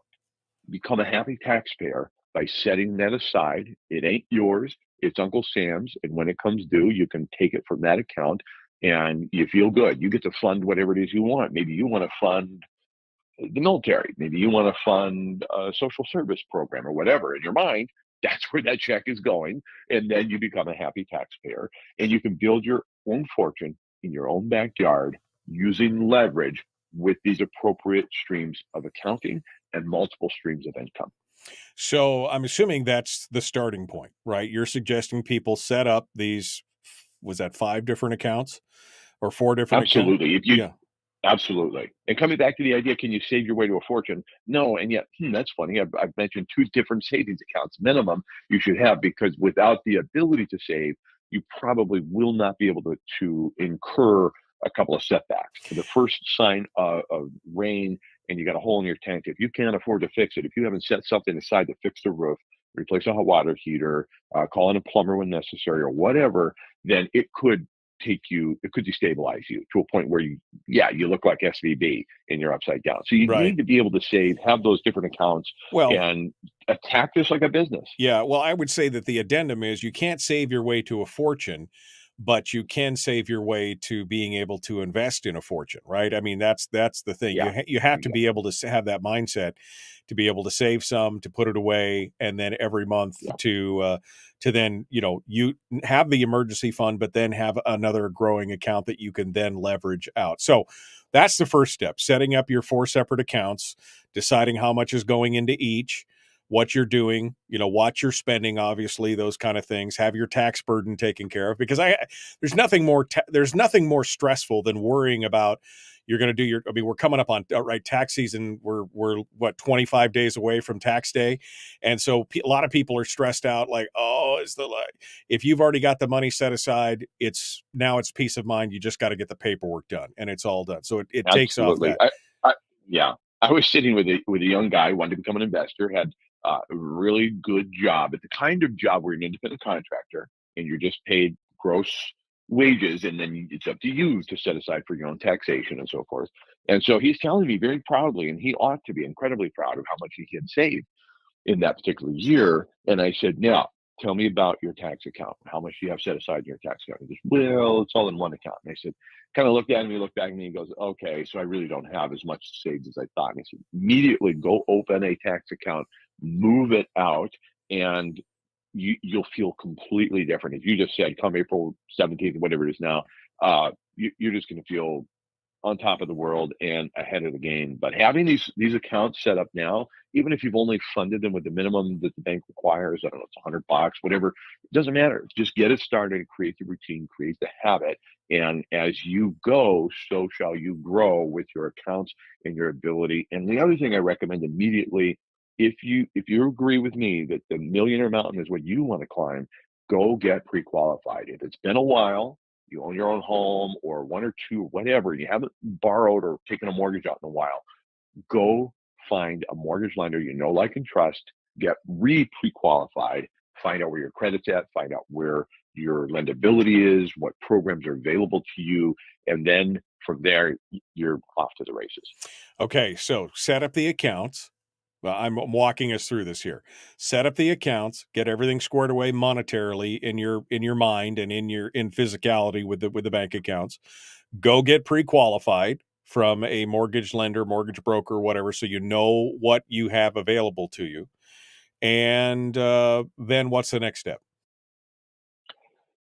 Get a copy of my free guide, The Millionaire Maker. There's 6 steps to your first 4 homes, but it all, spoiler alert, starts with your mindset.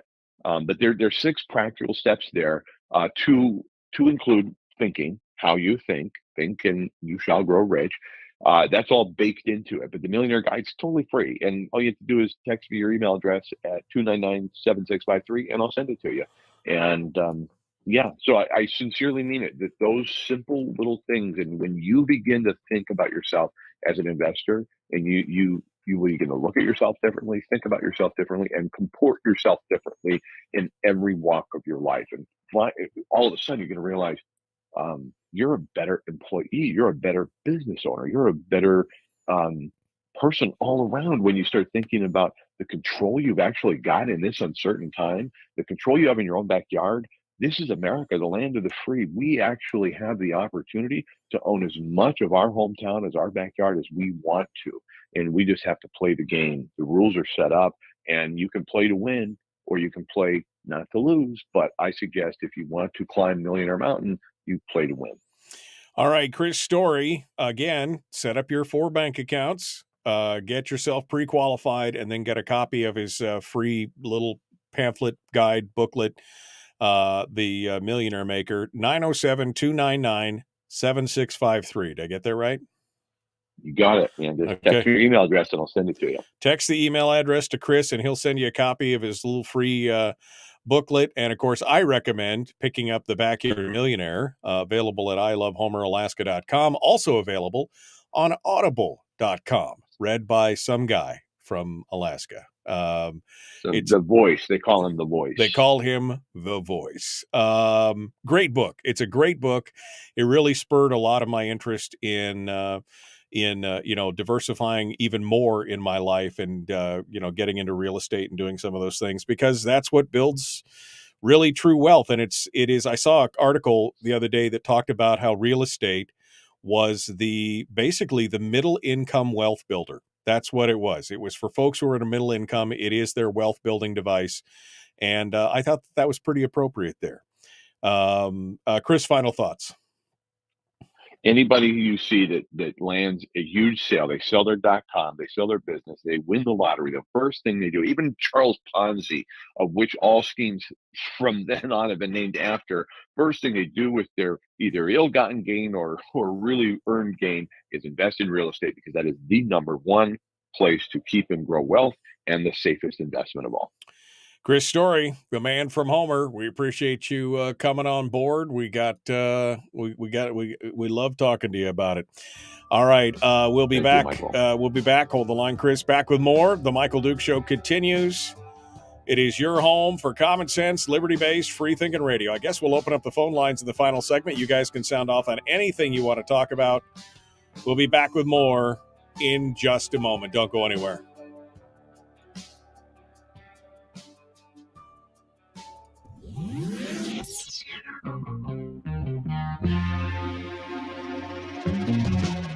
Running on 100% pure beard power. Oh, also some coffee. We dip our beard in coffee. Ha, nice beard. The Michael Duke Show.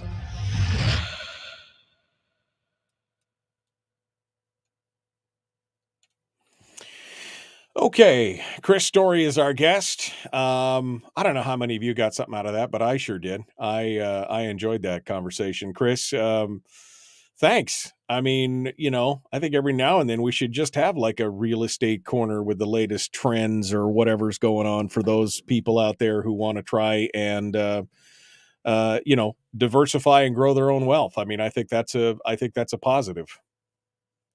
Absolutely. Yeah, no, happy to do it anytime, or questions come in, or people want to call in with questions or what have you. There's really no other way to look at it other than, as you said, it's the middle class millionaire maker. It's the way to do it.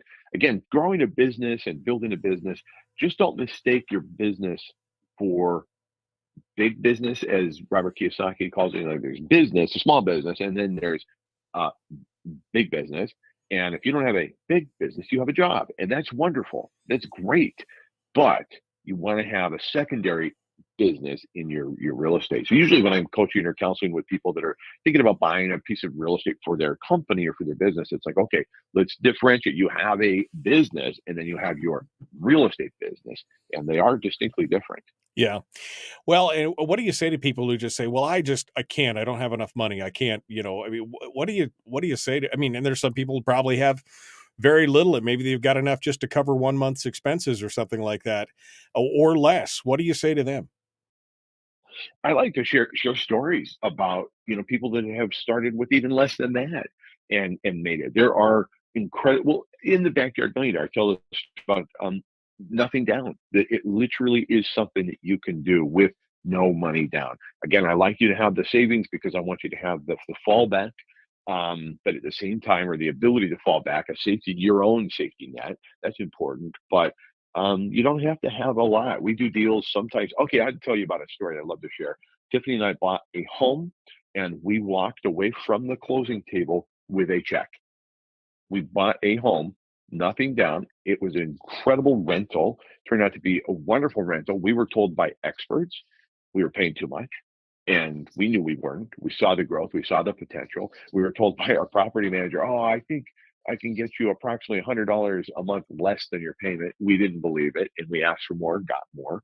And so there are times where you can walk away with your earnest money and negotiate for zero down. It happens all the time.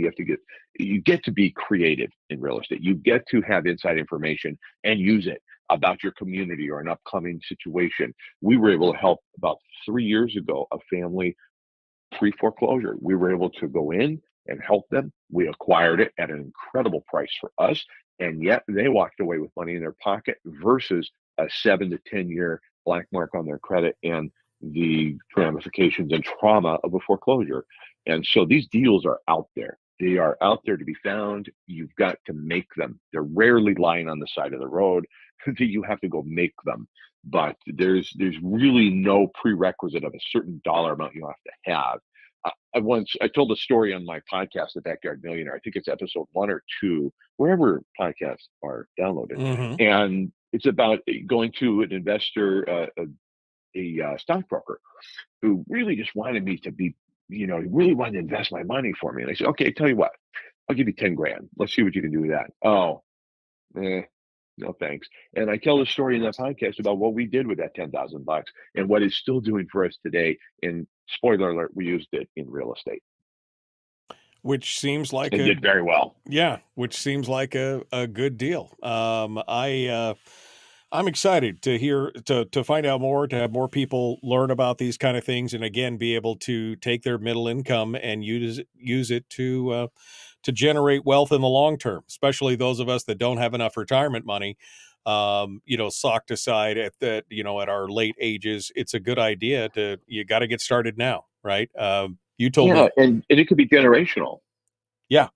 No, you could pass that on. You told me a story of somebody who got started when they were like 54 or something, and next thing you know, 55. Next thing you know, they were doing okay.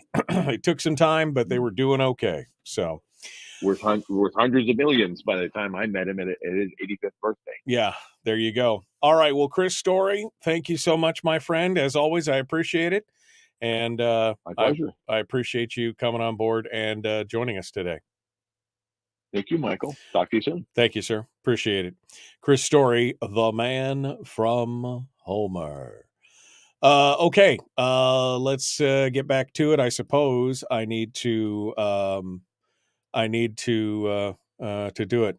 Harold says, being an opportunist is always, man, you are just such a ray of sunshine, man. I suppose he could have just let them be foreclosed on and walk away with nothing, and a foreclosure on their credit score. I suppose that would have been okay. But that's fine. That works out, Harold. I'm sure that's what you would have done, right? You would have just walked away. You had the opportunity. You could have helped them. They could have helped you. Everybody could have had something. But I'm sure that's probably what you would have done, is just walked away and let them lose it all. Good to know. Good to know. The Michael Duke Show.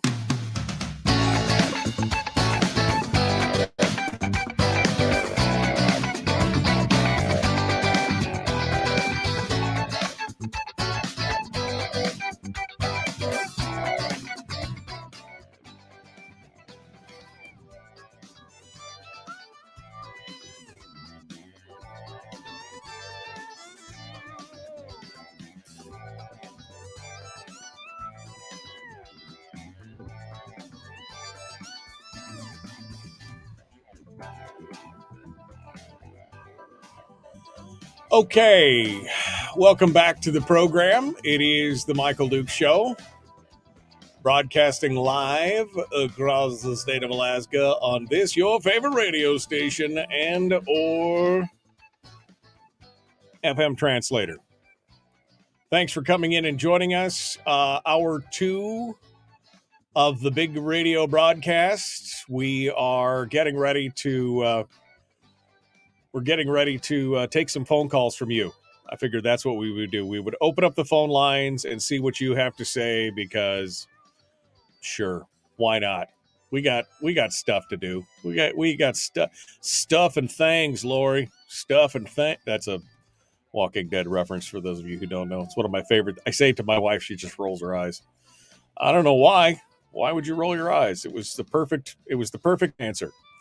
All right, so phone line is phone line 907-433-3150, 907-433-3150. Again, special thanks to the folks over there at Satellite West for sponsoring the program and allowing us to all hang out here and do it together. We got 2 lines on hold. Let's go over to them right now, see what they have to say.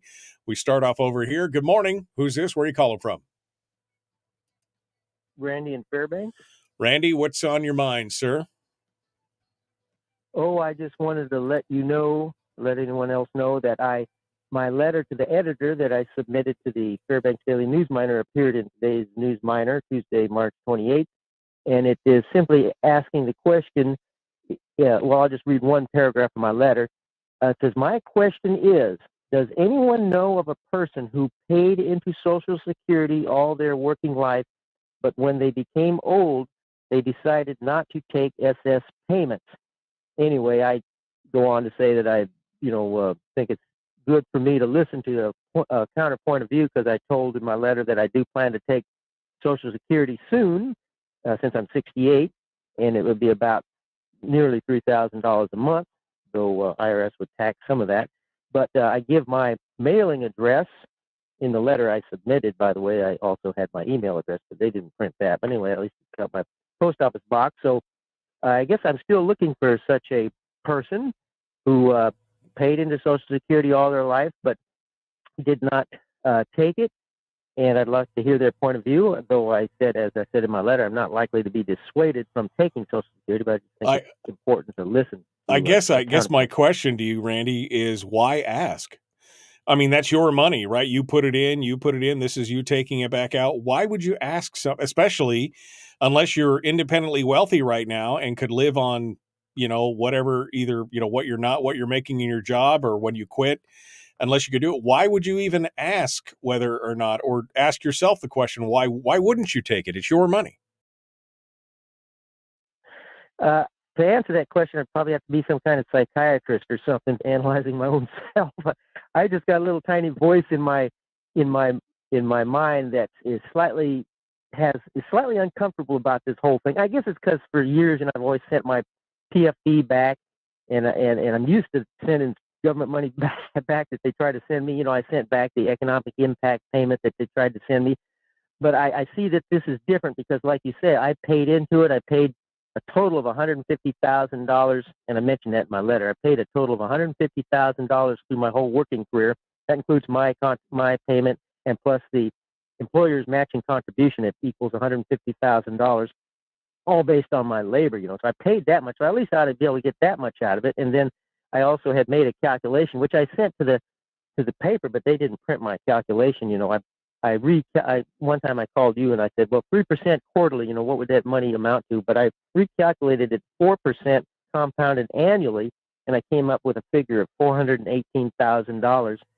They didn't print that, but they just printed the $150,000 that I right put in there. But so in answer to your question, I'm just trying to psych myself up to apply for this, and I'm planning to apply for it, and I'm sure I will apply for it, but I just want to go through all the steps. Right. I just don't know why you'd psych yourself up for it. I mean, it's your money. You might as well take it. You might as well get it. And 68, you're not getting any younger. You might as well start taking it now. If you get another 10 or 12 years out of you, you're doing a pretty good job, and it will make your life a little easier. I don't know why you're even thinking about it. Thanks for your call, Randy. We'll see if anybody else has comments on that. Let's move ahead. 907-433-3150. Good morning. Who's this? Where are you calling from? Good morning, Michael. This is Carlene in Kodiak. Hello, Carlene. In response to Brad Keithley's talk this morning about the comprehensive plan of our state revenue problem, the legislators have put up there that perhaps a 2% state sales tax. Kodiak has a 7% sales tax. Add 2% to that, everything we buy would cost 9% more. So that's just a thought. And then about the stress problem that's been on the town hall news for a couple of days, and I didn't know if anybody got it. What that's about is personal debt, credit card debt. And it was $16.5 trillion. I've watched these DVDs. And then when I heard Anna Barrett on the Christian Financial Concepts show, it is $17 trillion credit card debt, which Alaskans are hurting, and we're the highest credit card debt in the nation. Right. And what people think is that their credit cards are income since they only have to pay the interest. But in reality, when they buy one item, they eventually pay 2.5 times more, 250% more for that item. Right. And so it's hurting the poor. And the best thing is just to cut up those credit cards because they're doing is other people's money. They're spending other people's money. Yeah, I saw a statistic about 20 years ago that said the average American was spending 107% of their income being financed by, like credit cards, that kind of thing. And I thought 107% of your income, if you did that for 10 years, you're in deep trouble. And a lot of people are stuck in that kind of cycle. It's a tough thing. That's why being debt free feels so good. Yes. And then the opposite of that is Chris Story's story that he makes incremental steps, baby steps of wise choices that get you to that backyard millionaire. Absolutely. No, Chris does a good job. Carlene, I appreciate it. I got to go here. I think I got time for one more call. Let me go over here real quick, see what you have to say. Good morning. Who's this? Where are you calling from? Charles in Fairbanks. You had two guests on this morning that described what they think should be, and that is not a positive situation. You're going to call it semantic. Only normative economics, like Adam Smith, uses that term. Things should be this way. It crosses up in your mind to confuse the positive and normative conditions. That's my point. All right. Thank you, Charles. I appreciate it. 30 seconds. Do you have a comment, guest, before I go? Good morning. Good morning. This is Bubba, North Pole. Bubba, what's up? A really quick question. Yeah. Randy has a hard time figuring out if he wants to take a Social Security and that. I still cannot for the life of me understand why he doesn't like the permanent fund dividend. Why does he apply for the permanent fund dividend so that he can send it back? I do not understand it. I don't understand that, and I don't understand his hesitation in taking the Social Security either. I'm with you on that, Bubba. Folks, we got to go. Tomorrow is Wednesday. Mike Shower should be joining us. Be kind, love one another, live well. We'll see you tomorrow.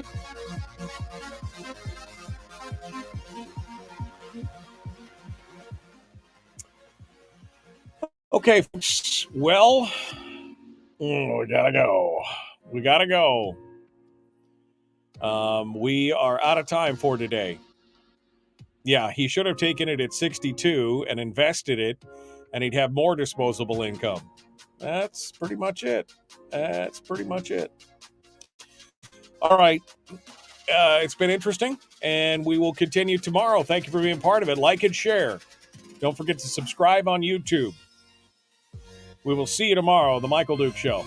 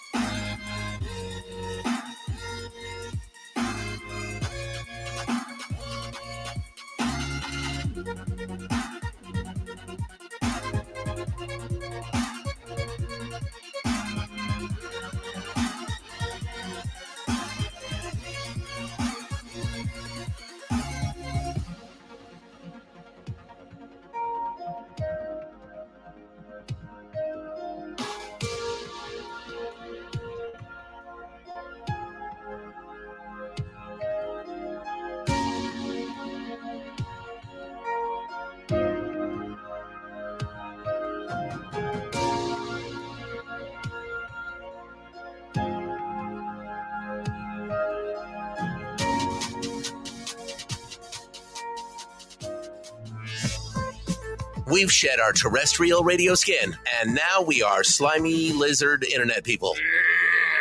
It's the Michael Duke Show.